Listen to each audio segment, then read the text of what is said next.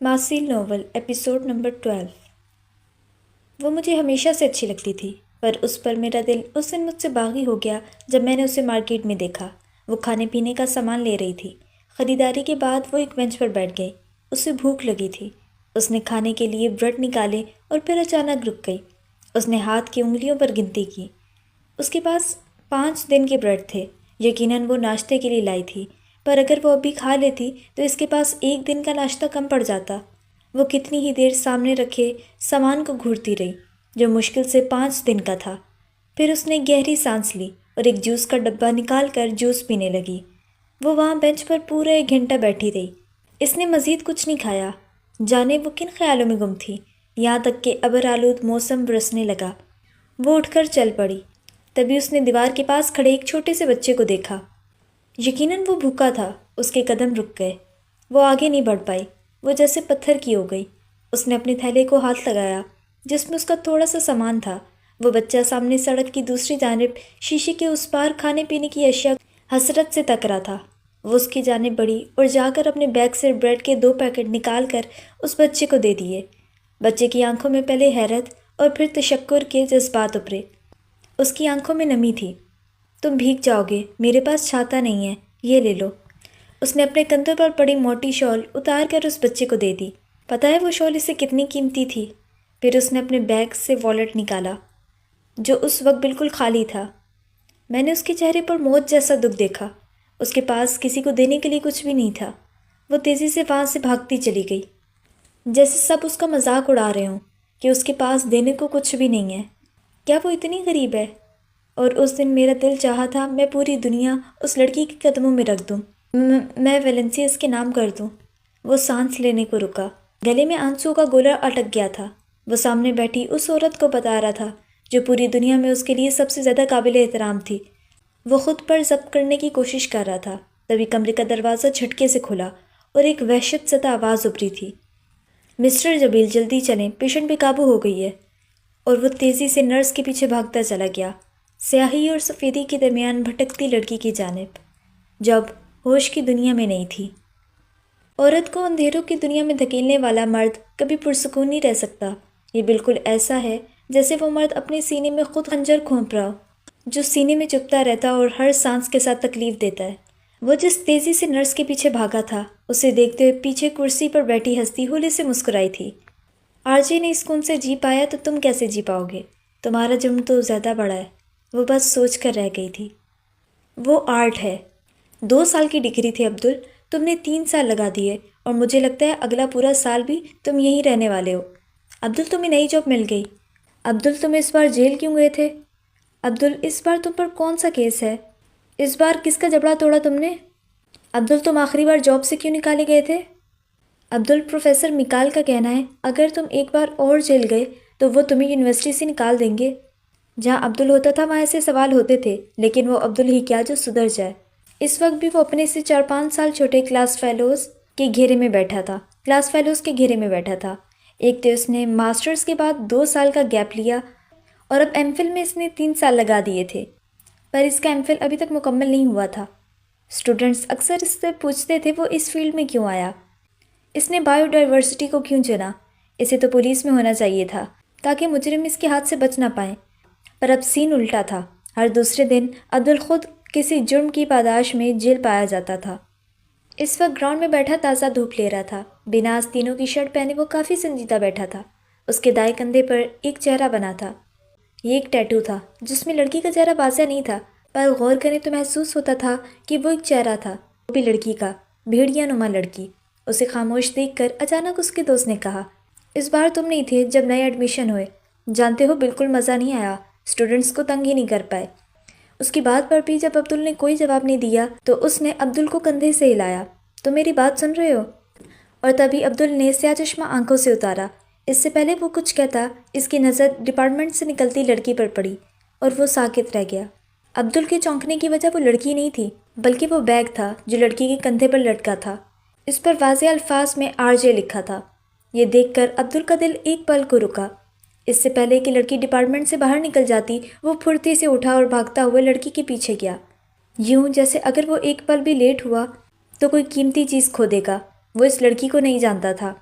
اس نے تو اس لڑکی کی شکل بھی نہیں دیکھی تھی۔ اسٹوڈنٹس آ جا رہے تھے، اسے سمجھ نہ آیا وہ لڑکی کو کیسے روکے، چنانچہ وہ تیزی سے آگے بڑھ کر اس کے راستے میں حائل ہو گیا۔ یہ دیکھ کر لڑکی رکی، وہ اس اچانک آفتاب پر اچھل پڑی تھی۔ اپنے سامنے ایک عجیب و غریب حلیے اور لمبے بالوں والے لڑکی کو دیکھ کر وہ ڈر سی گئی۔ اس نے گھبرا کر چاروں جانب دیکھا، عبدل کا سارا گروپ اسے ہی دیکھ رہا تھا۔ کسی نے آج تک عبدل کو کسی لڑکی کی جانب جاتے نہیں دیکھا تھا۔ وہ لڑکی اب عبدل کو سوالیہ نظروں سے دیکھ رہی تھی، اور اس وقت عبدل کی آنکھوں میں بھی ایسا تاثر تھا جیسے وہ کسی اپنے کو اس لڑکی میں کھوج رہا ہو۔ Did it hurt when you fell from heaven؟ اس نے ایک سادہ سا سوال کیا تھا، پر یہ سوال اتنا سادہ نہیں تھا۔ سامنے کھڑی لڑکی کے چہرے کا رنگ یہ سن کر فک ہو چکا تھا۔ اس نے کچھ بولنا چاہا پر زبان انکاری ہوئی۔ عبدل کی گرے آنکھیں سامنے کھڑی لڑکی کی سیاہ آنکھوں سے چند پل کو ٹکرائیں، اور عبدل نے ان آنکھوں کی نمی ابھرتی محسوس کی۔ اسے اپنے سوال کا جواب تو نہیں لیکن کچھ اور مل گیا تھا، ایک نئی کہانی، ایک نیا کردار۔ اس لڑکی کی آنکھوں میں ویسا ہی ادھورا پن تھا جو اس کی ذات کا حصہ تھا، پر وہ کسی کہانی کا کردار ہرگز نہیں بن سکتا تھا۔ وہ گہری سانس فضا میں خارج کرتا اس لڑکی کو وہیں حیران و پریشان چھوڑ کر واپس پلٹ گیا۔ اور وہ لڑکی ایمان کے سوا بھلا کون ہو سکتی تھی؟ ایک وہیں تھی جو RJ برانڈ کا بیگ لٹکائے پھرتی تھی۔ آج اس کا یونیورسٹی میں پہلا دن تھا اور اس نے سوچا بھی نہیں تھا وہ اس سے ایسا سوال پوچھے گا، کوئی اسے یوں الجھا کر رکھ دے گا۔ Did it hurt when you fell from heaven؟ وہ لمبے بالوں والا لڑکا چند پل اسے دیکھتا رہا اور پھر اس کا جواب سنے بنا ہی چلا گیا، اور سانس ایسے اٹکتا ہے یہ اس نے آج محسوس کیا تھا۔ جانے وہ کون تھا، کہاں سے آیا تھا، پر اس نے لوگوں کے منہ سے عبدل کا نام سنا تھا۔ عبدل، وہ زیر لب بڑبڑائی، پر ذہن میں اب تک اس کا سوال گونج رہا تھا، جب آپ آسمان سے گرے تو کیا تکلیف محسوس ہوئی؟ اس کا جواب کون دے سکتا تھا، وہیں جو آسمان سے گرا ہو؟ لیکن یہ سوال اس سے کیوں پوچھا گیا؟ ہزاروں لوگوں کی بھیڑ میں اس سے ہی کیوں؟ بھلا اس کا آسمانوں سے کیا تعلق؟ ایکورس سے دور رہنا اور خود ایکورس نہ بن جانا۔ دور کہیں کسی ٹیرو کی آواز بازگشت کرتی رہی، لیکن وہ اس پر سمجھنے سے قاصر تھی کہ ہوائیں اسے آنے والے وقت سے خبردار کر رہی تھیں۔ وہ ایسی ہے کہ اس سے محبت کرنے کے لیے زندگیاں ادھار لی جا سکتی ہیں۔ وہ ایسی ہے کہ اسے سامنے بٹھا کے تمام عمر دیکھا جا سکتا ہے۔ اس کی وہ آنکھیں اتنی حسین ہیں، اتنی حسین کہ 168 چاند کی راتیں صدقہ واری جا سکتی ہیں۔ وہ بڑی محویت سے اسے کام کرتا دیکھ رہی تھی۔ وہ خود خوبصورت تھی، خوشبوؤں میں رچی بسی۔ وہ اس کے انسٹیٹیوٹ میں بیٹھ کر صرف اسے دیکھتی تھی۔ پہلے وہ اکیلا ہوتا تھا اور اس کے ہاتھوں میں وہ آمیزہ جس سے وہ خوبصورت بت بناتا تھا، اور شنایا اسے فرصت سے کام کرتی دیکھتی۔ یہ شنایا کا سب سے پسندیدہ کام تھا جسے وہ ساری عمر کر سکتی تھی۔ صرف ماسیل کو مجسمہ سازی کرتے دیکھنا اسے ساری دنیا کے کاموں سے حسین لگتا تھا۔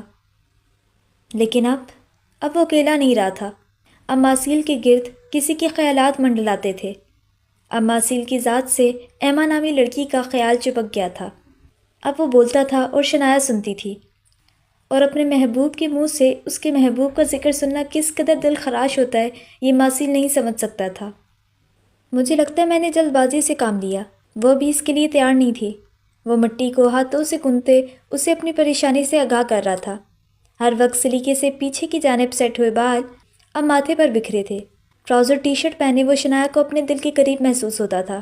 وہ وہاں اس وقت آتی تھی جب ماسیل کے کام کا وقت ہوتا، کیونکہ اس وقت وہ اسے دل بھر کر دیکھ سکتی تھی۔ تو تم نے اسے بتا دیا؟ شنایا کا دل رکا۔ وہ جو ہتھیلی پر تھوڑی جمائے اسے محبت پاش نگاہوں سے دیکھ رہی تھی ایک دم سیدھی ہوئی۔ بس اتنا کہا کہ میں اسے چاہنے لگا ہوں۔ وہ شنایا سے تو کیا کسی سے بھی اپنے جذبات چھپانے کا روادار نہیں تھا۔ شنایا نے گہرا سانس لیا۔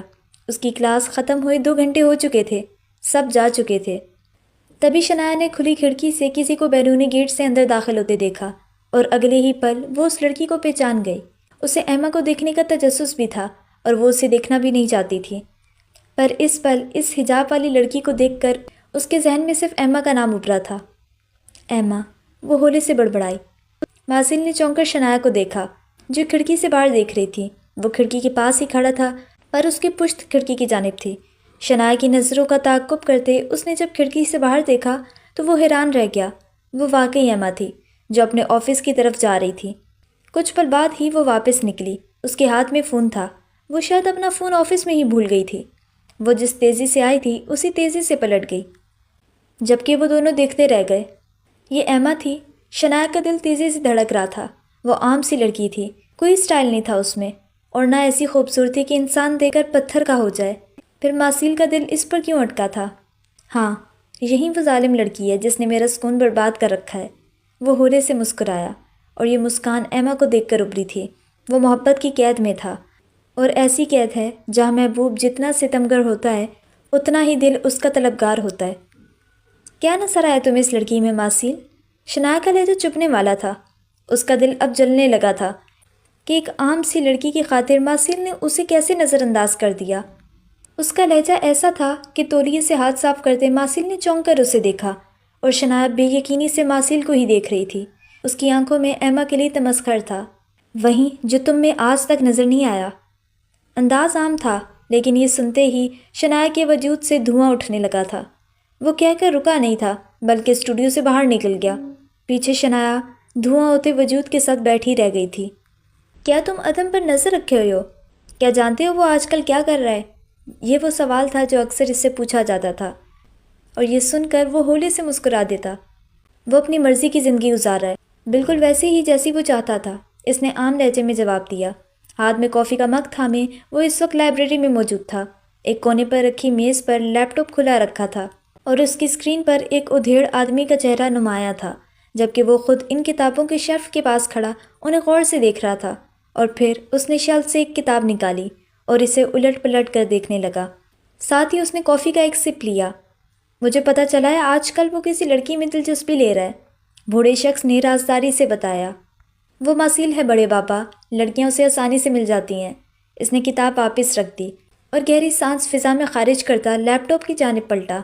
کمرے میں ہلکی روشنی تھی، کھڑکی بند تھی، البتہ ایک پردہ تھوڑا سا سرکا ہوا تھا جس سے ہلکی روشنی اندر آ رہی تھی۔ دبیس قالین پر چلتا وہ میز کے قریب آیا اور پھر ایک کرسی کھینچ کر لیپ ٹاپ کے سامنے بیٹھ گیا۔ میز کی دائیں جانب کھڑکی تھی۔ کرسی پر بیٹھنے سے اس کا چہرہ واضح ہو چکا تھا۔ اس وقت وہ سیاہ پینٹ پر مہندی رنگ کی ہائی نیک پہنے ہوا تھا جو اس کی گردن سے لے کر اوپر تھوڑی تک چپکی تھی۔ اوپر اس نے سیاہ جیکٹ پہن رکھی تھی۔ اس کے پاؤں جوتوں کی قید سے آزاد تھے۔ کسی کو بھی اس کمرے میں جوتے لے کر آنے کی اجازت نہیں تھی۔ یہاں بات لڑکیوں کی نہیں ہو رہی، یہاں بات عدم کی ہے۔ وہ کسی کو لے کر اتنا سنجیدہ ہو سکتا ہے، یہ حیران کن ہے۔ ہاں، یہ عجیب ہے۔ اس کی بنو ہوئی سکڑی۔ کافی سال گزر گئے تھے اسے عدم کا سامنا کیے۔ اب تو پچھلے 1 سال سے وہ اس سے بالکل ہی غافل تھا۔ میں چاہتا ہوں تم اس پر نظر رکھو، بلکہ پتہ کرو آخر وہ لڑکی کون ہے، شاید وہ ہمارے کام آ سکے۔ وہ جانتا تھا یہ اسے حکم دیا گیا تھا، اور وہ چاہ کر بھی انکار نہیں کر سکتا تھا، اس لیے اس نے ہولے سے گردن ہلا دی۔ اسے ذاتی طور پر عدم اور اس کی زندگی میں آنے والی لڑکی میں کوئی دلچسپی نہیں تھی، پر اس پر کچھ ذمہ داریاں تھیں جو اسے ہر صورت پوری کرنی تھیں۔ مسٹر ماسیل، do you love someone? کیا آپ کسی سے محبت کرتے ہیں؟ یہ اکثر سوال تھا جو اس سے پوچھا جاتا تھا، اور اس وقت بھی اس کے ایک پرانے کلائنٹ نے اس سے یہی سوال کیا تھا۔ وہ دونوں اس وقت ماسیل کے اسٹوڈیو میں تھے، جہاں اس کے بنائے گئے مجسمے ایک ترتیب سے رکھے تھے۔ کلائنٹ کا نام لیمن تھا اور اس کا تعلق کوریا سے تھا۔ مسٹر لیمن کو مجسمے بہت پسند تھے۔ ہر سال وہ ویلنسیا آتا اور ماسیل کا سب سے بہترین مجسمہ لے کر جاتا۔ وہ ماسیل کے مجسموں کا بہت بڑا فین تھا۔ اس کے سوال پر ماسیل مسکرا دیا، اور اس کی یہ مسکراہٹ اس کے جذبات کا اظہار کر رہی تھی۔ اوہ، دیٹس نائس۔ کون ہے وہ؟ مسٹر لیمن نے اشتیاق سے پوچھا۔ ماسیل کی نگاہوں میں جیسے شی از آرٹ ساری کائنات سے مٹ آئی۔ اس کا چہرہ چمکنے لگا تھا۔ وہ اپنے جذبات کو چھپا کر رکھنے والا انسان نہیں تھا، البتہ وہ اپنی ذاتی زندگی کو اپنے کلائنٹ کے ساتھ ہرگز شیئر نہیں کر سکتا تھا۔ اس کی بات سن کر مسٹر لیمن کھل کر مسکرا دیا۔ مجھے اچھا لگا۔ وہ آرٹ ہے تو تم آرٹسٹ ہو۔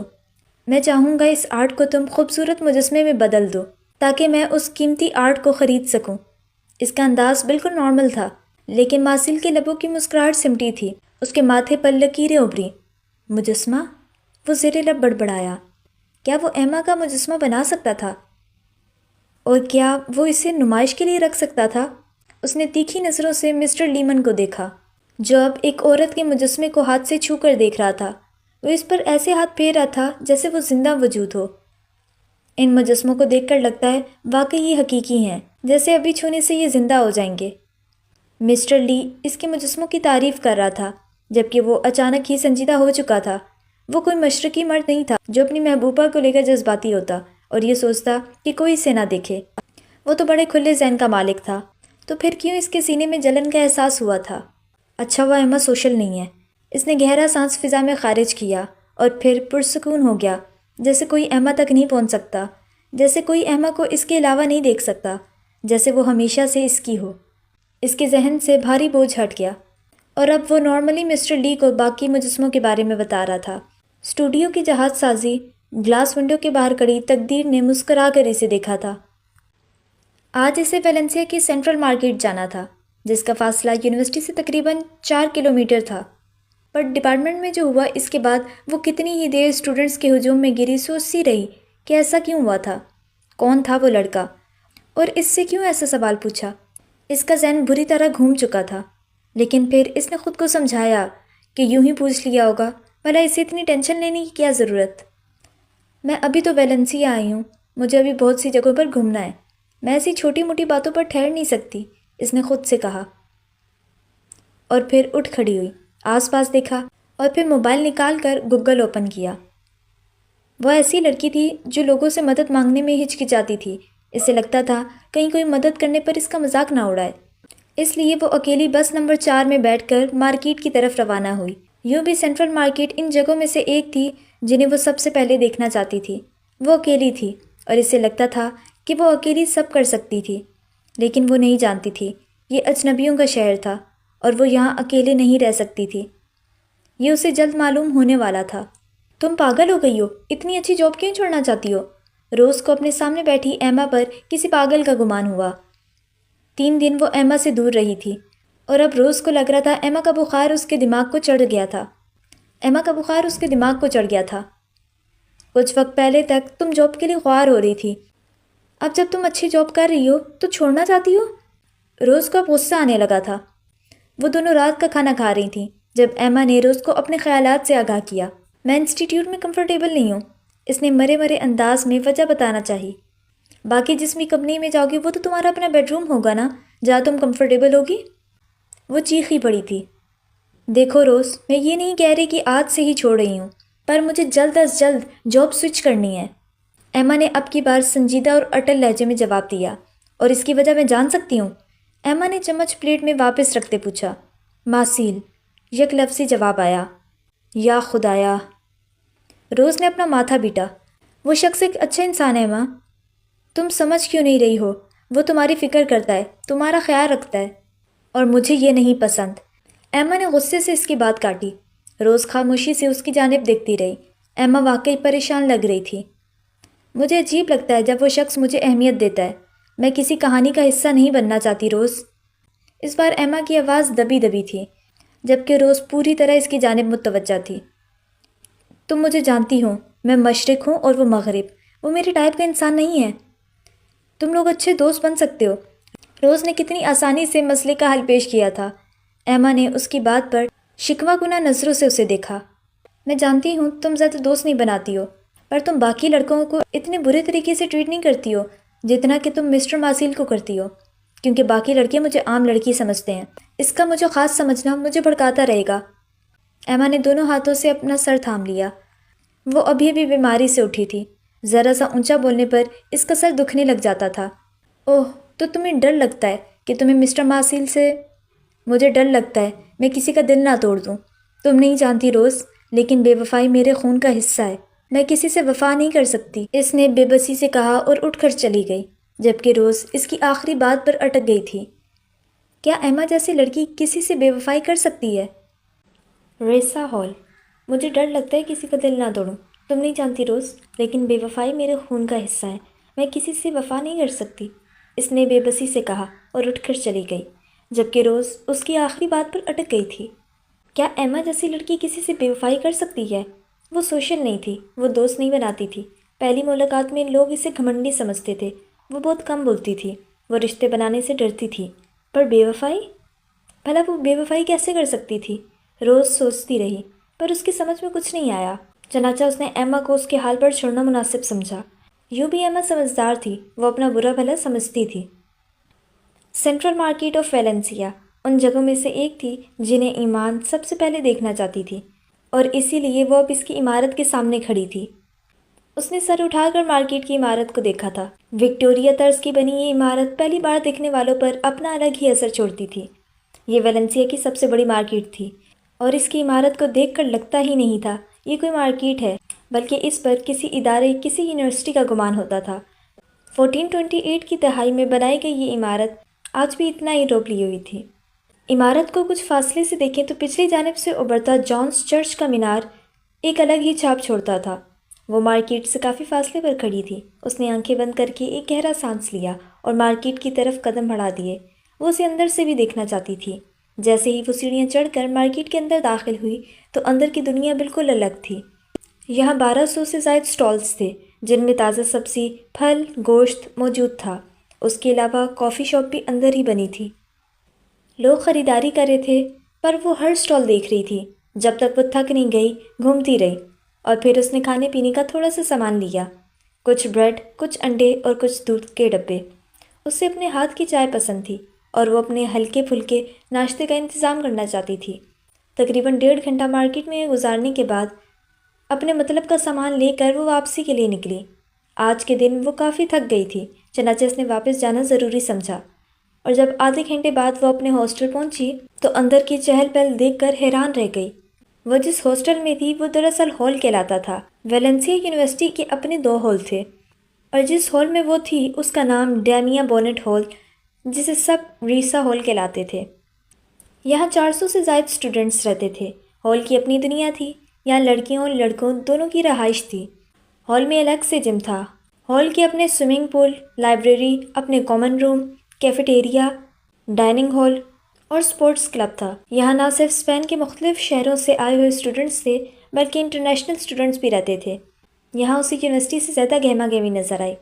کل تو یہاں آنے کے بعد وہ باہر ہی نہیں نکلی تھی، پر اب اس وقت کافی رونق لگی تھی۔ لڑکیوں کے ونگز الگ تھے، وہ اس وقت ڈبل اسٹوڈیو میں تھی، یعنی وہ شیئرنگ روم میں تھی۔ ریسا ہال 2009 میں نیا بنایا گیا تھا جب یونیورسٹی نے ٹیرونگرز بنایا۔ ریسا ہال اسی کیمپس میں تھا جبکہ اس کا ڈپارٹمنٹ مین کیمپس میں تھا۔ یہاں اکنامکس، لا، ایجوکیشن اور باقی ڈپارٹمنٹس تھے۔ یہ کیمپس شہر کے شمال مغرب میں موجود تھا جہاں پبلک ٹرانسپورٹ کی سہولت آسانی سے موجود تھی۔ ریسا ہال میں ایمان نے اپنی رجسٹریشن ایڈمیشن کے فوراً بعد کروا لی تھی۔ وہ اجنبی شہر میں خوار نہیں ہونا چاہتی تھی، اس لیے کل وہ آسانی سے یہاں تک پہنچ گئی تھی۔ اس کا کمرہ 4تھی منزل پر تھا۔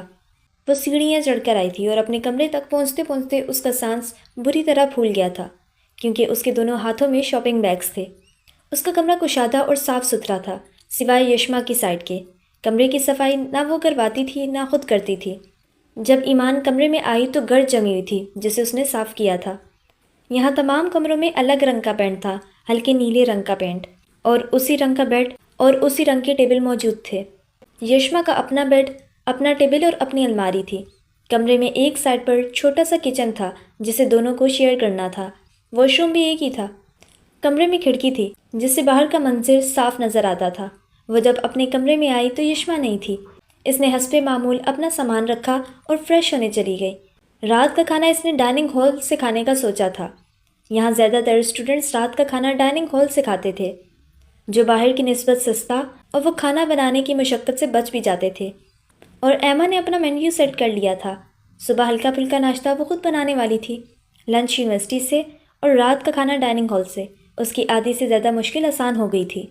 فریش ہونے کے بعد اس نے عصر کی نماز پڑھی اور پھر گھر کال کی۔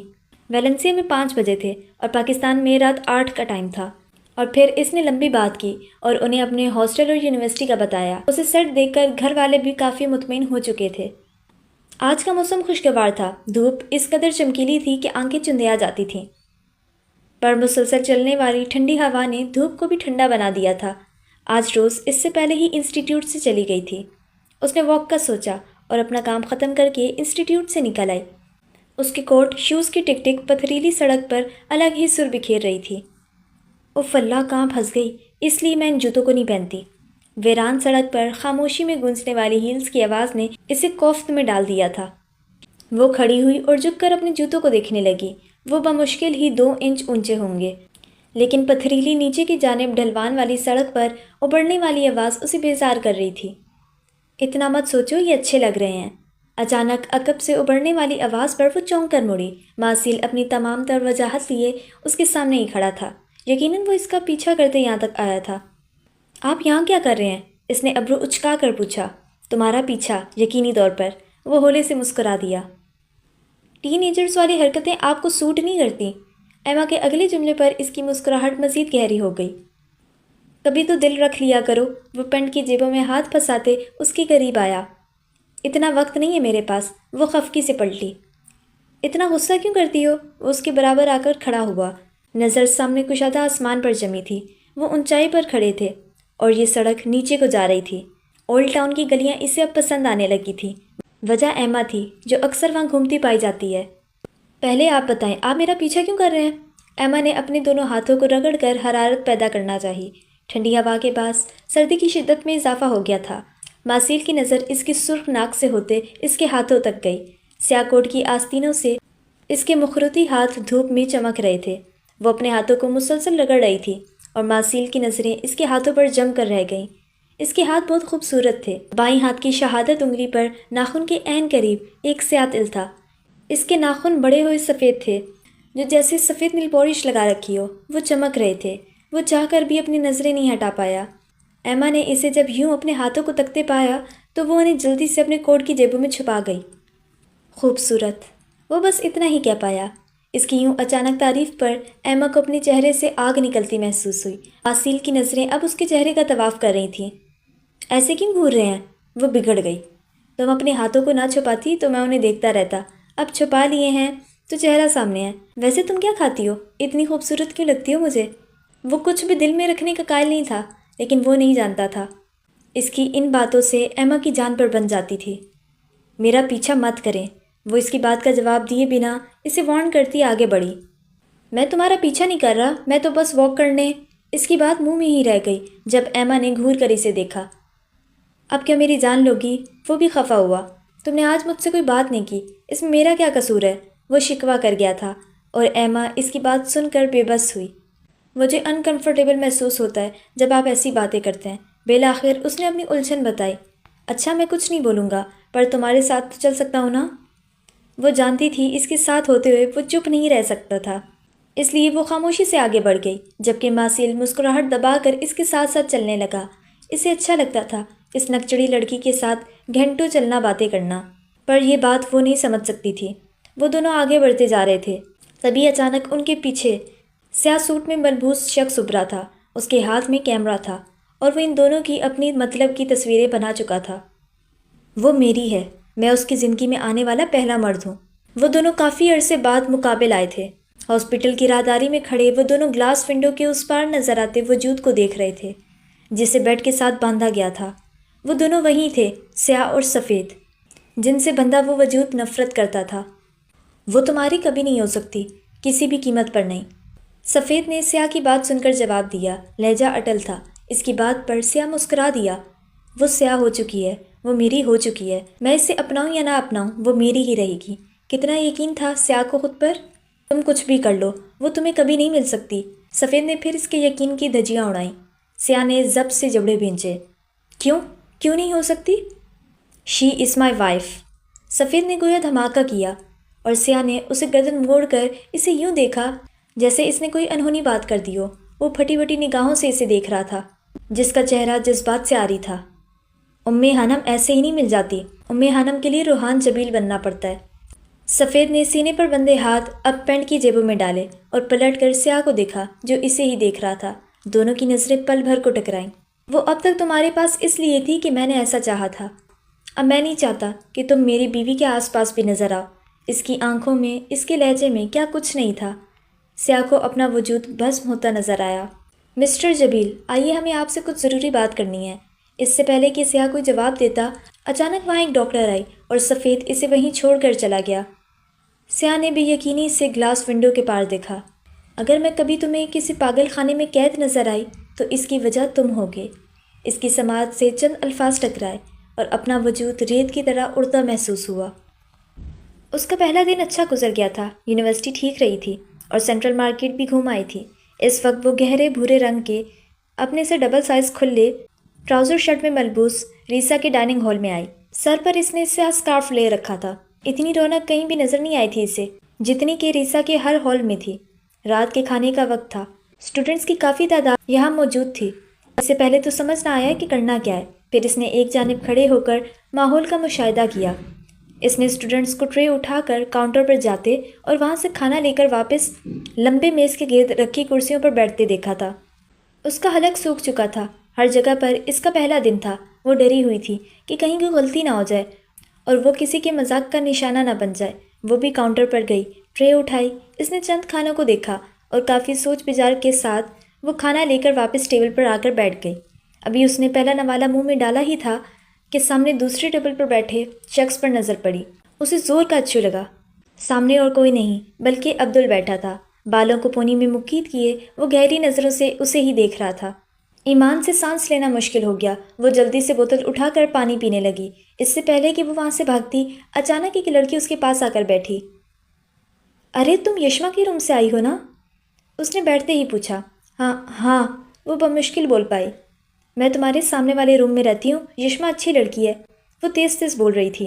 پھر اچانک وہ اس کی جانب جھکی اور اس کے کان میں سرگوشی کی۔ اس سے بچ کر رہنا۔ وہ سرگوشی کرتے ہی جس آندھی کی طرح آئی تھی اسی طوفان کی طرح واپس چلی گئی، جبکہ ایمان ساکت بیٹھی رہ گئی۔ اسے تو اس لڑکی کا بھی چہرہ بھی ذہن نشین نہیں ہوا تھا۔ اس کا دل اتنی زور سے دھڑک رہا تھا کہ اتنے شور میں بھی اپنی دھڑکن سن سکتی تھی۔ ڈرتے ڈرتے سامنے نظر اٹھائی تو عبدل غائب تھا۔ اس نے سکون کا سانس لیا۔ یہاں کسی کو اس کی پرواہ نہیں تھی، کوئی اسے دیکھ نہیں رہا تھا، لیکن اسے لگ رہا تھا جیسے سب اسے ہی گھور رہے ہوں۔ اس نے 2-3 نوالے لیے اور وہاں سے ایسے بھاگی جیسے کسی قید خانے سے قیدی بھاگتا۔ وہ تو وہاں سے چلی گئی تھی، لیکن کونے میں رکھی میز پر بیٹھے عبدل کے لبوں پر ہلکی سی مسکراہٹ ابھری۔ اسے اس لڑکی کا سرخ اور خوفزدہ چہرہ بہت پسند آیا تھا۔ وہ جان بوجھ کر اس کے سامنے سے اٹھ گیا تھا تاکہ وہ سکون سے کھا سکے، کیونکہ عبدل جانتا تھا کوئی اس سے ایک بار ملے یا 2 بار وہ ہمیشہ لوگوں پر اپنا نقش چھوڑ دیتا تھا۔ لوگ اسے آسانی سے بھول نہیں پاتے تھے، اور ایسا ہی کچھ ایمان کے ساتھ بھی ہوا تھا۔ جس دن مجھے محبت ہوئی مجھے لگا ہر طرف پھول کھل گئے ہیں۔ میں نے کائنات کو محسوس کیا اپنی مٹھی میں۔ تب میں نے پہلی بار جانا آنکھیں کسی بھی نشے سے زیادہ اثر دکھا سکتی ہیں۔ ہماری آنکھیں 4 ہوئیں اور مجھ پر ہپنوٹزم کا حملہ ہوا۔ میں تمہیں دیکھتا گیا اور میرا بدن بارش میں بھیگتا رہا۔ مجھے کوئی کس طرح قائل کر سکتا ہے کہ محبت وجود نہیں رکھتی، اور میں کسی کو کیسے قائل کروں کہ محبت ہی تو وجود ہے؟ میں لوگوں کو کیسے بتاؤں کہ محبت ہوتے ہی کائنات کے سارے ستارے آپ سے محبت کرنے لگتے ہیں، سارے سیارے آپ کے ساتھ ناچنے لگتے ہیں؟ میں کسی کو کیسے بتاؤں کہ آنکھیں ملتے ہی بھری دوپہر سوات کی فیری میڈوز میں بدل جاتی ہے؟ محبت میں منطق نہیں چلتی، دلائل نہیں چلتے، ورنہ میں ثابت کرتا کہ خط لکھتے وقت میرے ہاتھ کیوں کام جاتے ہیں، اور ہاتھ ملاتے ہوئے میں کیسے دوسرے ڈائمنشن میں چلا جاتا ہوں۔ محبت میں دلیل چلتی تو میں سمجھا پاتا کہ کیوں مجھ پر بخار کے دورے پڑتے ہیں۔ محبت میں دلیل چلتی تو میں سمجھا پاتا کہ میری روح کیوں تمہیں دیکھتے ہوئے جسم سے آزاد ہونا چاہتی ہے۔ محبت میں فلسفہ چلتا تو میں سمجھا پاتا کہ کیوں ہجر کی رات میرے منہ سے جھاگ بہتی ہے اور کیوں میں بچوں کی طرح رونے لگتا ہوں۔ مگر محبت میں فلسفہ نہیں چلتا۔ محبت سکرات کے اصولوں کی پرواہ نہیں کرتی۔ محبت نقشے کے اصول زندگی کو نہیں مانتی اور یہ نہیں کہتی زندگی بے معنی ہے۔ اور ایسا پہلی بار نہیں ہوا تھا۔ اس کے ہاتھ رکے نہیں تھے۔ وہ اپنے دل کی باتیں شاعری کی صورت میں ایما تک پہنچاتا رہتا تھا۔ وہ اسے میسیجز کرتا رہتا تھا اور صرف ایما کو سمجھ نہیں آتا تھا وہ ماسیل کو کیا جواب دے۔ ابھی بھی اس نے ایک لمبی سی غزل ایما کے نام کی تھی، اور ایما جو اسے کسی ٹرانس کی صورت میں پڑھ رہی تھی ماسیل کی کال آنے پر چونکی۔ رات کے 12 بجے کا وقت تھا۔ اس وقت وہ سونے کے لیے لیٹی تھی، اور اب اچانک ماسیل کا فون۔ وہ کشمکش کا شکار ہوئی۔ وہ فون بند نہیں کر سکتی تھی کیونکہ اس کے میسیجز دیکھنے سے ماسیل کو پتہ چل گیا تھا کہ وہ جاگ رہی تھی۔ اس نے گہرا سانس لیا اور فون اٹھا کر باہر آ گئی۔ اس کے ہیلو کے جواب میں ماسیل نے فوراً پوچھا، ابھی تک جاگ رہی ہو؟ تم تو جلدی سونے کی عادی ہو۔ محبت، آپ کو لگتا ہے محبت کا کوئی وجود ہے؟ اس نے الٹا سوال کیا۔ بالکل ہے، محبت وجود رکھتی ہے۔ مجھے یقین نہیں ہے، اس نے جیسے اپنا فیصلہ سنایا۔ اس کی بات سن کر ماسیل کے لبوں پر ہولے سے مسکان ابھری۔ اچھا، چلو پھر ایک بات بتاؤ۔ پوچھیں؟ اس نے اجازت دی۔ وہ چاہتی تھی یہ بات چیت جلد بند ہو جائے اور وہ سونے جائے۔ وہ نہیں چاہتی تھی کہ روز اسے غلط سمجھے۔ تم اپنی زندگی میں کیا کرنا چاہتی ہو؟ کیا کر رہی ہو؟ تمہارا کیا خواب ہے؟ بہت آسان سوال تھا، لیکن ایما کے پاس اس کا کوئی جواب نہیں تھا۔ وہ جیسے ساکت ہوئی۔ اس نے سوچنا چاہا کہ وہ کیا چاہتی ہے، پر چاہ کر بھی کوئی جواب نہیں مل پایا۔ وہ کیا کر رہی تھی، کیوں کر رہی تھی، وہ خود بھی نہیں جانتی تھی۔ خاموشی کا لمبا وقفہ آیا اور ماسل کو اپنا دم گھٹتا محسوس ہوا۔ کچھ تو بولو، تمہاری خاموشی بری لگتی ہے۔ وہ جیسے بے بس ہوا۔ میں کچھ بھی نہیں چاہتی، اس نے گہرا سانس لیتے جواب دیا۔ مجھے ایسے جواب نہیں پسند ایما، جو سچ ہے وہ بتاؤ۔ آپ کو یقین نہیں؟ وہ سوال کر گئی۔ دیکھو، میں سننا چاہتا ہوں تمہارے اندر کیا ہے، میں جاننا چاہتا ہوں تم جو اندر سے ہو وہ کیا ہو۔ تم مجھ سے کیوں سننا چاہتے ہیں؟ خود ہی جان لیں۔ وہ بیزار ہوئی۔ کیسے جان لوں؟ تم کوئی موقع ہی نہیں دیتی ہو۔ شکوہ اس کے لبوں سے پھسلا اور دوسری جانب خاموشی چھا گئی۔ کیا تمہیں نہیں لگتا تمہیں ایک بار تو ماسیل کے ساتھ کہیں بیٹھ کر چائے پینی چاہیے تھی؟ وہ شاید آفر کر رہا تھا۔ نہیں، برجستہ جواب پر ماسل جھپڑے بھیج گیا۔ پھیکی سی مسکان ابھری اور اس مسکان میں درد تھا، لیکن وہ نہیں جانتا تھا اس کی باتوں سے ایما کی جان پر بناتی تھی۔ ماحول پر جیسے موت کی خاموشی چھا گئی۔ سرسراتی ہوا کی آواز صاف سنائی دے رہی تھی۔ وہ رات کے اس پہر سوئمنگ پول کے پاس گھوم رہا تھا، ایک ہاتھ سے فون کان پر لگائے، دوسرا ہاتھ جیکٹ کی جیب میں ڈالے۔ وہ ہولے ہولے واک کر رہا تھا۔ کبھی وہ سر اٹھا کر آسمان کو دیکھ لیتا، جہاں لاکھوں ٹمٹماتے ستارے آسمان کو خوبصورت بنا رہے تھے۔ آج کل اسے ویسے بھی سب کچھ بہت اچھا لگتا تھا، اور وجہ صرف ایما تھی۔ اتنی بری طرح سے کبھی کسی نے انکار نہیں کیا۔ اس کی بات سن کر ایما نے اپنا لب کچلا۔ مجھے جھوٹ بولنے کی ضرورت محسوس نہیں ہوئی۔ کوئی ایما کو بتاتا کہ اتنی صاف کوئی دوسری جانب موجود شخص کے دل پر بجلیاں گرا رہی تھی۔ اس انکار کو تھوڑا باتوں میں لپیٹ لیتی ظالم لڑکی، وہ خاموش ہی رہی۔ مجھے لگتا ہے میں کچھ زیادہ بول رہا ہوں، یا شاید تم کم بولتی ہو، بلکہ شاید نہیں، یقیناً تم بہت کم بولتی ہو۔ سو جاؤ اب، صبح یونیورسٹی بھی جانا ہوگا۔ رات کے اس پہر مجھے تمہاری فکر ہو رہی ہے۔ محبت کب تک قائم رہتی ہے؟ ایما کو پتہ نہیں تھا وہ کیوں پوچھ رہی تھی۔ اس پر کل بات کریں گے، اب سو جاؤ۔ اور ہاں، میں کہنا تو نہیں چاہتا، پر تمہارا انکار مجھے ہرٹ کرتا ہے۔ Good night. وہ اس کا جواب سنے بنا فون بند کر گیا اور ایما تاسف سے فون کی اسکرین کو دیکھتی رہ گئی۔ تمہیں یہ پسند ہے؟ جانے وہ کہاں سے اس کے سامنے آ گیا تھا، اور اپنے سامنے عبدل کو دیکھ کر ایمان کا دل اچھل کر حلق میں آیا۔ ابھی تو پہلا لیکچر بھی شروع نہیں ہوا تھا اور وہ اپنے سامنے عبدل کو دیکھ کر حیران رہ گئی۔ اس کا اشارہ ایمان کے بیگ کی طرف تھا، جو آر جے برانڈ کا تھا۔ کون؟ وہ بمشکل پوچھ پائی۔ R J. اس نے انگلی سے اس کے بیگ کی جانب اشارہ کیا۔ آر جے کے نام پر ایمان کے دل کی دھڑکن مزید تیز ہوئی۔ وہ بھلا کسے پسند نہیں؟ اس نے الٹا سوال کیا۔ اسے پسند نہیں تھا؟ وہ ہولے سے بڑبڑایا۔ اس کی نظریں ایمان کے بیگ پر جمی تھیں، چہرے پر عجیب الجھن تھی، جبکہ ایمان کی نظریں اس کے چہرے پر کچھ کھوج رہی تھیں۔ اس کے لمبے بالوں اور اس کی داڑھی نے اس کے چہرے کے نقوش جیسے چھپا لیے تھے، پر پھر بھی ایمان کو وہ چہرہ جانا پہچانا لگا، جیسے اس نے پہلے بھی دیکھ رکھا ہو، بلکہ وہ بار بار دیکھتی رہی ہو۔ آر جے کس کو نہیں پسند تھا؟ ایما نے تجسس سے پوچھا۔ خانم کو، برجستہ جواب آیا تھا، اور ایمان جیسے پتھر کی ہو گئی۔ اسے اپنا دل رکتا ہوا محسوس ہو رہا تھا۔ کون تھا وہ آر جے اور خانم کو کیسے جانتا تھا؟ کتنے سوال تھے، پر اس کے لب بس پھڑپڑا کر رہ گئے۔ اسے مننا پڑا تھا خانم کے لیے۔ کاش وہ آر جے ہی رہتا تو اچھا تھا، کاش اسے خانم کبھی نہ ملتی۔ وہ بڑبڑاتے ہوئے چلا گیا، پر وہ نہیں جانتا اپنے پیچھے کری لڑکی کو وہ کس آگ میں دھکیل گیا تھا۔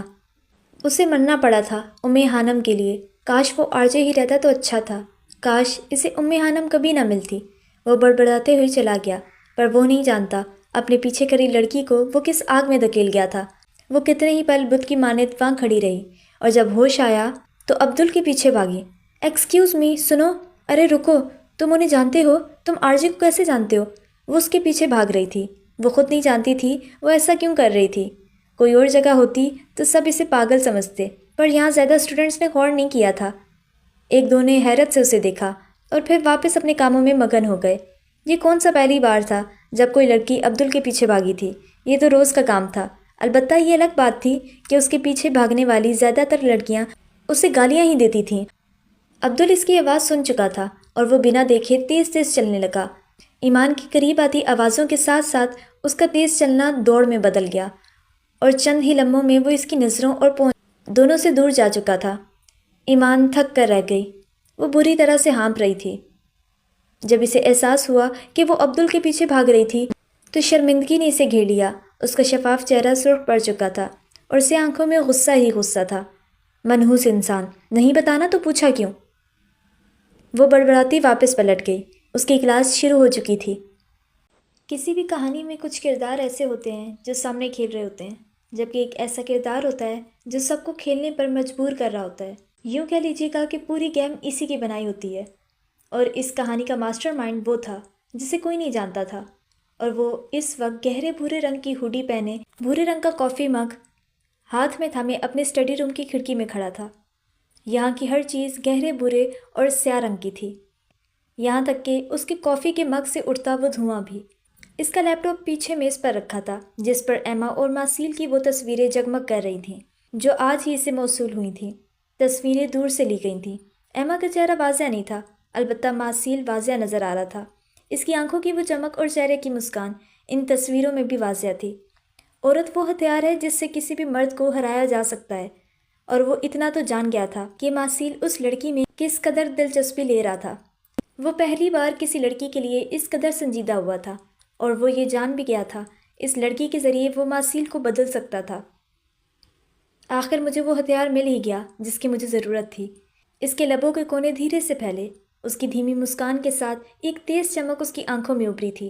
وہ پرجوش تھا، وہ جانتا تھا وہ سب ٹھیک کرنے کی صلاحیت رکھتا تھا، لیکن اس وقت وہ نہیں جانتا وہ اپنی زندگی کی سب سے بڑی گیم کھیلنے جا رہا تھا، اور وہ یہ بھی نہیں جانتا تھا کہ اس گیم میں کتنی زندگیاں داؤ پر لگنے والی تھیں، اور وہ یہ بھی نہیں جانتا تھا کہ اس گیم کی رانی کس سے ملنے والی تھی، اور وہ یہ بھی نہیں جانتا تھا وہ کسی کو موت کی نظر کرنے والا تھا۔ کورس ختم ہونے میں 1 مہینہ رہ گیا تھا۔ ایما تیزی سے اپنا کام کر رہی تھی۔ پچھلے دنوں اسٹوڈنٹس کا ٹیسٹ ہوا تھا جو مجسمہ گیری کے چند اصولوں پر مشتمل تھا، اور وہ رزلٹ کی لسٹ بنانے میں مصروف تھی۔ وہ جلد از جلد یہاں سے جانا چاہتی تھی، لیکن اس آخری مہینے میں اسے اپنے لیے ایک نئی جاب تلاش کرنی تھی، کیونکہ ماسیل کا سامنا کرنا اس کے بس میں نہیں تھا۔ اس وقت بھی اس کے ہاتھ تیزی سے لیپ ٹاپ کے کی بورڈ پہ چل رہے تھے۔ اس کے ذہن میں اکثر ماسیل کے جملے گونجتے رہتے تھے۔ جیسے ہی وہ لسٹ مکمل کر چکی تو اس نے تھک کر کرسی سے پشت ٹکا لی۔ اس کے کندھے تھکن کی وجہ سے درد کر رہے تھے، اور آنکھوں میں الگ ہی جلن تھی۔ وہ رات کو بھی ٹھیک سے نہیں سو پائی تھی۔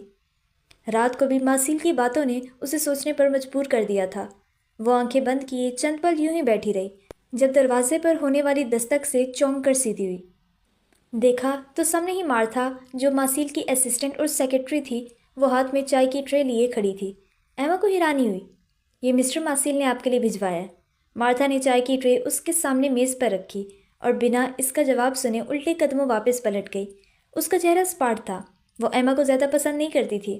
ایما نے گہرا سانس لیتے ٹرے کی جانب دیکھا، جس میں ایک جانب کچھ پیسٹریز رکھی تھیں، ایک چائے کا کپ اور ساتھ میں درد کے لیے دوا۔ وہ ہولے سے مسکرا دی۔ یہ پہلی بار ہوا تھا جب وہ ماسیل کی وجہ سے مسکرائی تھی۔ جانے وہ کیسے جان گیا تھا کہ اسے اس وقت ان تینوں چیزوں کی طلب تھی۔ اس نے ایک پیسٹری اٹھائی اور منہ میں ڈالنے لگی، پھر وہ رک گئی۔ ادم کو کیسے پتہ چلا کہ مجھے پیسٹری پسند ہے؟ اس نے سوچا۔ خیر جو بھی ہے، ابھی تو مجھے کھانا چاہیے۔ پھر اس نے سر جھٹک کر پیسٹری کھائی، پین کلر لی اور پھر سکون سے چائے پی۔ اس کے کچھ دیر بعد اسے اپنا آپ ایکٹیو لگا۔ اس نے وقت دیکھا تو عصر کی نماز کا وقت تھا۔ وہ اٹھی، اس نے وضو کیا اور دراز سے اپنا چھوٹا سا جائے نماز نکالا جو اس نے یہاں لا کر رکھا تھا۔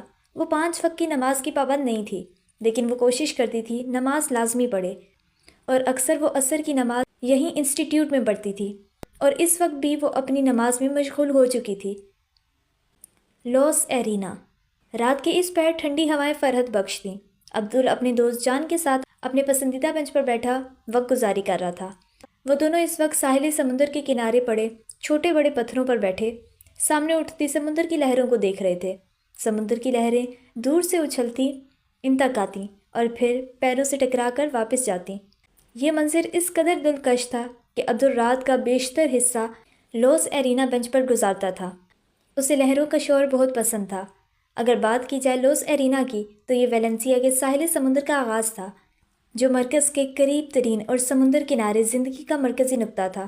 ہوٹلوں اور چاولوں کے ریسٹورنٹ کی مدد سے یہ ایک جاندار مصروف پٹی ہے جو موسم سرما کی رات کی زندگی کے لیے بھی ایک بڑا زون تھی۔ لاس ایرینا ایک وسیع ریتیلا حصہ تھا جو بحیرہ روم کی طرف آہستہ سے ڈوبتا تھا۔ گرمیوں میں ساحل کے کنارے والے ریسٹورانٹ ایلیا پائف ایک کلاسک ہسپانوی چاولوں کی ڈش ہے جسے چاول، زعفران، سبزیوں، چکن اور سمندری غذا سے بنا کر ایک پین میں پکا کر پیش کیا جاتا ہے کہ ڈھیر لگاتے تھے۔ فجر تک نائٹ کلب بزنس پارٹیز کرتے اور پرمینیٹ کے پیچھے ہوٹل زائرن سے بھرے ہوتے۔ یہاں پر والی بال کورٹس، سن لاؤنجز اور بارز ساحل کے کنارے آسانی سے مل جاتے تھے۔ اس کے ساتھ ساتھ ایل کیبانیال، لاس ایرینا کے پیچھے ایک پرکشش فشنگ بریف جس میں خوبصورت ٹائلز عمارتیں، ایک رائس میوزیم اور کچھ بہترین بیک سٹریپس تاپاش بارز تھے۔ بالکل جنوب میں جدید میرینا جبکہ شمال میں مالواروسا بیچ تھی اور اس کے درمیان لاس ایرینا تھا۔ لاس ایرینا جتنا بھی خوبصورت صحیح، پر عبدل کے گٹار کی دھنیں یہاں عجیب رنگ بکھیرتی تھیں، زندگی جیسے جاگ پڑتی تھی۔ وہ اکثر رات کو اپنے دوستوں کے ساتھ اپنا گٹار تھامے یہاں آ جاتا، کبھی وہ اور جان اکیلے آتے۔ اس کی جان سے باقی کی نسبت زیادہ اچھی دوستی تھی۔ اس وقت بھی وہ خاکی رنگ کی کاٹن کی ڈھیلی ڈالی شرٹ پہنے ہوئے تھا جس کے سامنے کے بٹن کھلے ہوئے تھے۔ بنا آستینوں کی شرٹ سے اس کے ٹیٹو والے بازو نمایاں تھے۔ ایسا ہی کچھ حلیہ جان کا بھی تھا، بس فرق یہ تھا کہ اس کے بال چھوٹے تھے اور عبدل کی طرح چھوٹی سی پونی میں قید نہیں تھے جس کی چند لٹیں اس کے چہرے پر بکھری ہوئی تھیں۔ وہ آنکھیں بند کیے کوئی نئی دن بنانے کی کوشش میں تھا۔ رات کے اس پہر سیاہ بادل کہیں دور سے نمودار ہو رہے تھے۔ سمندر کے آخر تک دیکھا جاتا تو لگتا تھا جیسے وہ بادل پانی سے ابھر رہے ہوں۔ دور کہیں بجلی چمک رہی تھی۔ جب جان نے اس سے اچانک پوچھا، تم اس لڑکی کو جانتے ہو؟ کس لڑکی کو؟ عبدل نے بند آنکھوں سے پوچھا۔ وہیں جو آج تمہارے پیچھے بھاگ رہی تھی، مشکل سا نام تھا اس کا۔ ایمان؟ جان نے ایمان کا نام توڑ مڑوڑ کر پیش کیا۔ ایمان نام ہے اس کا؟ ہاں وہیں۔ کیا تم اسے جانتے ہو؟ نہیں، بالکل بھی نہیں۔ وہ ابھی بھی گٹار کے تاروں کو ہولے ہولے چھیڑ رہا تھا۔ میں نے تمہیں 3 بار اس کے ساتھ دیکھا ہے۔ جان نے ایک چھوٹا سا پتھر پوری قوت سے گھما کر پانی میں پھینکا اور پھر بنوئیں سکیڑ کر عبدل کو دیکھا۔ وہ اس کے چہرے سے اس کے تاثرات جانچنا چاہتا تھا، پر رات کی سیاہی میں عبدل کے جذبات اس پر عیاں نہ ہو پائے۔ لڑکیوں سے میری کچھ خاص نہیں بنتی، تم جانتے ہو جان۔ اس کا ہاتھ اب جس تیزی سے گٹار کی تاروں پر گھوم رہا تھا اسی تیزی سے اس نے گردن ہلاتے جواب دیا۔ اسی لیے تو پوچھا ہے، تمہاری اس سے کیسے بن گئی؟ ایڈیٹ، ایسا کچھ نہیں ہے، عبدل نے اسپارٹ لہجے میں جواب دیا۔ Okay, thank God. جان نے سینے میں رکا ہوا سانس فضا میں خارج کیا۔ اس کا انداز کچھ ایسا تھا کہ عبدل کا ہاتھ ساکت ہوا۔ اس نے جھٹ سے آنکھیں کھولیں۔ کیا تم مجھ سے کچھ چھپا رہے ہو؟ عبدل کا لہجہ سرد تھا، اس کے کچھ اندیشے بھی تھے۔ جان اس کا چہرہ تو نہیں دیکھ پایا، لیکن اسے عبدل کی نظریں اپنے جسم میں گھستی محسوس ہو رہی تھیں۔ وہ دونوں کبھی کبھار ہی سنجیدہ ہوتے تھے اور اس وقت عبدل کو کچھ غلط ہونے کا احساس ہوا تھا۔ وہ دراصل باقی سب سوچ رہے تھے کہ اس نئی لڑکی کے ساتھ کوئی پرینک کیا جائے۔ سب کو لگتا ہے وہ تھوڑی الگ ہے تو اسے ڈرانے میں مزہ۔ کیا بکواس کر رہے ہو؟ عبدل ایک جھٹکے سے اٹھ کھڑا ہوا۔ Relax Abdul, just prank. John نے اسے پرسکون کرنا چاہا۔ وہ اسی عبدل سے بار بار پوچھ رہا تھا کہ وہ لڑکی اس کی کیا لگتی تھی تاکہ پوری تسلی سے وہ اسے اپنا شکار بنا سکیں۔ کیا کرنے والے ہیں وہ سب؟ عبدل کے چہرے کا رنگ اڑ چکا تھا۔ ایمان اس کی کچھ نہیں لگتی تھی، لیکن وہ نہیں چاہتا تھا ایمان اس کے دوستوں کی پرینک کا شکار ہو، کیونکہ اچھا بھلا انسان ان کے جال میں پھنس جاتا تھا۔ ریسا ہال کی لائبریری۔ جان اتنا ہی کہہ پایا تھا کہ عبدل اپنا گٹار وہیں چھوڑ کر سرپٹ بھاگا۔ بادل زور سے گرجے۔ جو بجلی دور چمک رہی تھی وہ اب ان کے سر پر پہنچ چکی تھی۔ جان جانتا تھا بارش ہونے والی تھی، وہ یہ بھی جانتا تھا یہ پہلی بار نہیں تھا، پر عبدل کا رویہ اس کی سمجھ سے باہر تھا۔ جانے ایمان کے ساتھ کیا ہونے والا تھا اور جانے عبدل ان سب کے ساتھ کیا کرنے والا تھا۔ ماسیل جب کلاس لے کر ایما کے آفس آیا تو گلاس ڈور سے ہی وہ اسے نماز پڑھتی نظر آئی۔ اس کے قدم وہیں رک گئے۔ جب وہ اسے نماز پڑھتی نظر آئی تھی تب ماسیل کو اپنے اندر کچھ جلتا محسوس ہوتا تھا۔ اسے لگتا تھا ایما کا نماز پڑھنا ایما کو اس سے دور لے جاتا تھا۔ اس سے اپنے اور ایما کے درمیان صدیوں کا فاصلہ نظر آتا تھا۔ وہ آج سرمئی رنگ کی جیکٹ پہنے ہوئے تھا۔ اس کے گھنے بال آج جل سے سیٹ نہیں تھے بلکہ وہ بکھرے ہوئے تھے۔ وہ اب دعا مانگ رہی تھی اور اس کی نظریں ایما پر جمی تھیں۔ وہ وہاں سے پلٹا اور پول کے پاس جا کر کھڑا ہو گیا جس میں رنگ برنگی بطخیں ہر وقت تیرتی رہتی تھیں۔ وہ وہاں رکھے بینچ پر آ کر بیٹھ گیا۔ ایما نے دعا مانگنے کے بعد جائے نماز واپس رکھا اور اپنی چیزیں سمیٹ کر آفس سے باہر نکل آئی۔ اس کے جانے کا ٹائم بھی ہو چکا تھا۔ وہ رزلٹ کی لسٹ بنا کر ماسیل کو ای میل کر چکی تھی۔ اب وہ فری تھی، یعنی جا سکتی تھی۔ لیکن اس نے ماسیل کو واپس پلٹتے دیکھ لیا تھا۔ یقیناً اسے کوئی بات کرنی تھی۔ وہ اپنا بیگ تھامتی اس تک آئی اور پھر بینچ کے دوسرے کونے پر بیٹھ گئی۔ کوئی کام تھا آپ کو؟ اس نے سوال کیا۔ تم نماز مت پڑھا کرو۔ ماسیل کی بات سن کر ایما نے جھٹکے سے اس کی جانب دیکھا۔ ماسیل کی نظریں سامنے پول میں تیرتی بطخوں پر جمی تھیں۔ اس کا چہرہ سپاٹ تھا۔ ایما کو سمجھ نہیں آیا یہ اس کا حکم تھا یا اس نے التجا کی تھی۔ کیوں نہ پڑھوں؟ اس نے نرم لہجے میں پوچھا۔ وہ جاننا چاہتی تھی اس شخص کے ذہن میں کیا چل رہا تھا۔ جب بھی تم نماز پڑھتی ہو مجھے ایسا لگتا ہے جیسے کوئی اندیکھا وجود میرے اور تمہارے درمیان آ کر کھڑا ہو گیا ہے۔ مجھے ایسے لگتا ہے جیسے کوئی اندیکھی طاقت تمہیں مجھ سے دور کھینچ رہی ہو۔ اس کی نظریں ابھی بھی پول پر تھیں۔ وہ ایما کی جانب دیکھنے سے گریز کر رہا تھا۔ ادم، آپ کے اور میرے درمیان خدا ہے، وہی خدا جسے آپ مانتے نہیں، ایما نے ہولے سے جواب دیا۔ پر کیوں ہے وہ؟ اسے میرے اور تمہارے درمیان نہیں آنا چاہیے، وہ دبے دبے لہجے میں چلایا۔ ایما نے بے بسی سے اسے دیکھا۔ اپنی دائیں جانب بیٹھا وہ شخص اسے کبھی بھی سمجھ نہیں آیا تھا۔ مجھے لگتا ہے اب مجھے جانا چاہیے۔ وہ اٹھ کھڑی ہوئی۔ میرے ایک سوال کا جواب دو گی؟ وہ اس کی جانب مڑا۔ ایما کی نظریں اس سے ٹکرائیں۔ اس کی آنکھوں میں کچھ تھا، کچھ ویسا ہی جو برسوں پہلے سید حویلی کے بند کمرے میں کھڑے دو وجودوں میں سے ایک کی آنکھوں میں تھا، جب اس نے دوسرے سے سوال کیا تھا، تمہارے مذہب میں سب سے بڑا گناہ کیا ہے؟ نماز نہ پڑھنا، رائٹ؟ سب سے پہلا سوال نماز کا ہوگا، ایما نے جواب دیا، اور نماز نہ پڑھنے پر سزا ہوگی، رائٹ؟ آپ جانتے ہیں تو پوچھ کیوں رہے ہیں؟ تم صرف سزا سے بچنے کے لیے نماز پڑھتی ہو کیونکہ تمہیں اپنے خدا سے ڈر لگتا ہے۔ مجھے اس کی عبادت کرنا اچھا لگتا ہے، یہ میرا فرض ہے۔ اسے فرق نہیں پڑتا تم کون ہو ایما۔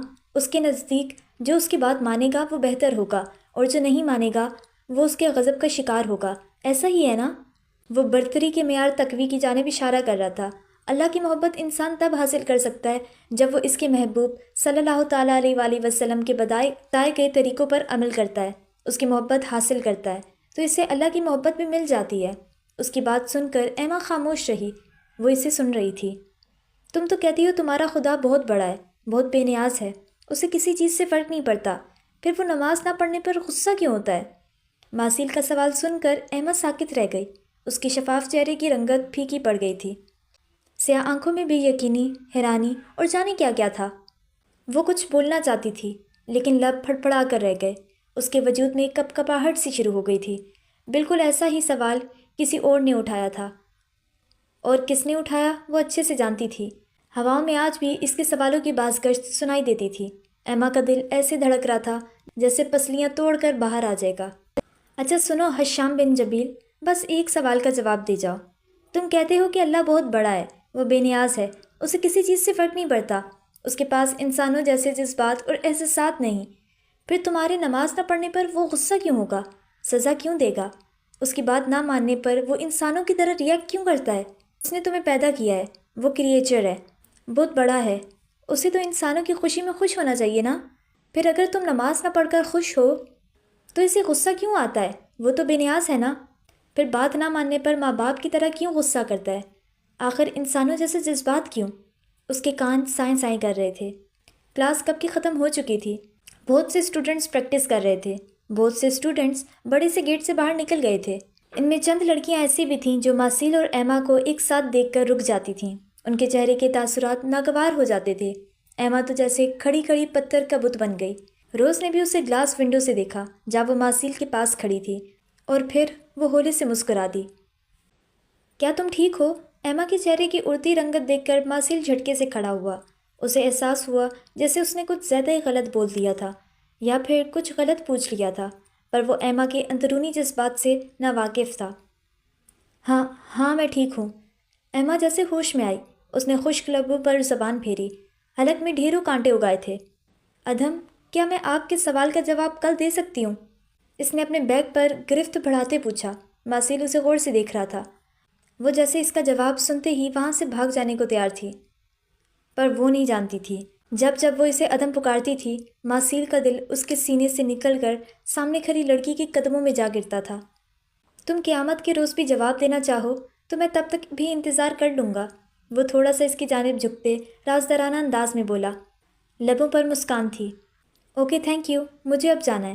اور وہیں ہوا جس کا ماسل کو ڈر تھا۔ وہ پلٹی اور بھاگنے کے انداز میں اس سے دور ہوتی چلی گئی۔ ماسل کی نگاہوں نے دور تک اس کا پیچھا کیا، پھر اس نے گہرا سانس لے کر آسمان کی جانب دیکھا۔ اس کی آنکھوں کی چمک ایک ہی بات چیخ چیخ کر کہتی تھی، میں اسے اپنا بنا ہی لوں گا۔ وہ جیسے اوپر والے کو چیلنج کر رہا تھا، اسے جیسے خود پر بھروسہ تھا۔ آج وہ بری طرح الجھی ہوئی تھی، اور اس کی یہ الجھن روز نے بھی محسوس کی تھی۔ وہ دونوں چھوٹے سے میز کے گرد بیٹھی تھیں۔ روز نے بھی کچھ دیر پہلے اس کے سامنے چائے کا کپ رکھا تھا، جو کسی اور ہی دنیا میں پہنچی ہوئی تھی۔